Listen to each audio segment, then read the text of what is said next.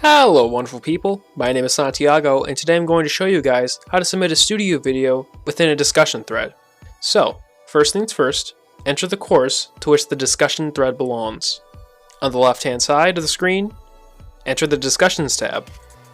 From there, select the discussion to which you want to post a video to. After that, reply to the conversation. And from here, the reply box to open.